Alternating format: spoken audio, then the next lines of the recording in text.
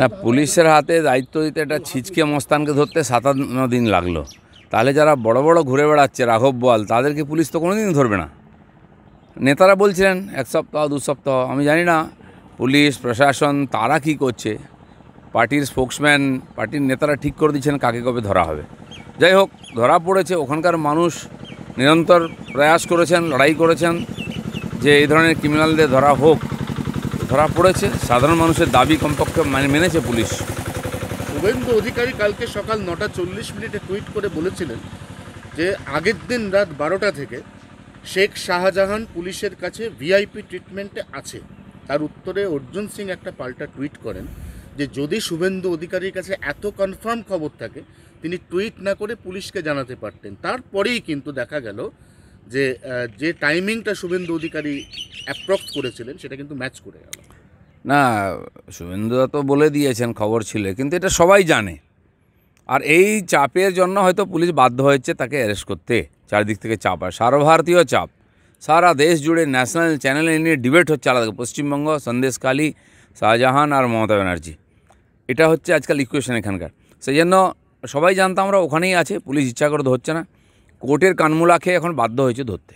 কালকেই হাইকোর্ট বলেছিল যে কেউ ধরতে পারে, কোনো বাধা নেই, পুলিশ, ইডি, সিবিআই যার হাতে আছে। তারপরে পুলিশ ধরলো, কিন্তু পুলিশকেই তো ধরতে হবে। ইডি ওখানে কী করবে গিয়ে? জঙ্গলে কাউকে যেতেই দিচ্ছে না।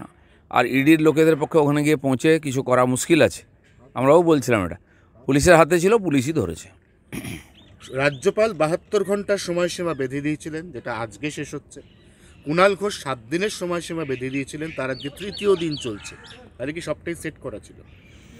না, আমরা তো প্রথম থেকেই বলছিলাম যে সবাই জানে শাহজাহান কোথায় আছে, পুলিশ চাইলেই ধরতে পারে। টিএমসি যখন চাইবে তখন হবে। আমার মনে হয় তারা বাধ্য হয়েছেন এখন তাকে ধরতে, তাই ধরা পড়েছে। এটা যদি আগে হতো তাহলে হয়তো বিষয়টা এত বাড়তো না। শেষ প্রশ্ন, এবার কি তাহলে সন্দেশখালী শান্ত হবে?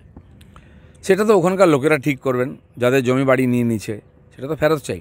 যাদের কাছ থেকে টাকা নিয়ে নিচ্ছে, যাদের 100 দিনের কাজের টাকা নিয়ে নিচ্ছে, বাড়ির টাকা নিচ্ছে, শৌচালয়ের টাকা নিয়েছে, বছরের বছর লুট হয়েছে, ভেড়ি লুট হয়েছে, তো সেগুলো তো মানুষ ফেরত চাইবেই, কারণ মানুষ তার জন্য সাফার করেছে। আমাদের 4 জন কর্মী ওখানে খুন হয়েছে, তার এফআইআর পর্যন্ত নেয়নি, আমরা শাহজাহানের নামে কেস করেছিলাম। সেগুলো নিতে হবে, তবে মানুষ শান্ত হবে। তা নাহলে কী আছে, জায়গায় জায়গায় এরকম অন্যায় অত্যাচার চলছে, আন্দোলন হবে, একজন কাউকে ধরে নেবে, তারপরে চাপা পড়ে যাবে। তা নয়, বা টাকা ফেরত দিয়ে দিল, চাপা পড়ে যাবে। তো হাজার হাজার কোটি টাকা লুট হয়েছে, টাকা ফেরত দিয়ে যদি বেঁচে যায় তাহলে অপরাধীরা তো কোনোদিন বন্ধ করবে না, আরও অপরাধ বাড়তেই থাকবে। অপরাধীদের সাজাও দিতে হবে। আপনি হ্যাপি? হ্যাপি না, এটা প্রসেস শুরু হলো, এরকম বহু নাম আসবে। এই যে আনাকানি করছে, ধরতে চাইছে না টিএমসি, তার কারণ ওরা জানে পরপর লিস্ট আসবে, তাহলে সবাইকেই ধরতে হবে, আর ধরতেই হবে একদিন না একদিন। তাহলে মিনাখা যে এলাকা থেকে গ্রেফতার করা হয়েছে পুলিশ সূত্রে যেটা জানা যাচ্ছে, অর্থাৎ শেখ শাহজাহানকে ওই এলাকাতে পুলিশই কি আদর যত্ন করে রেখেছিল?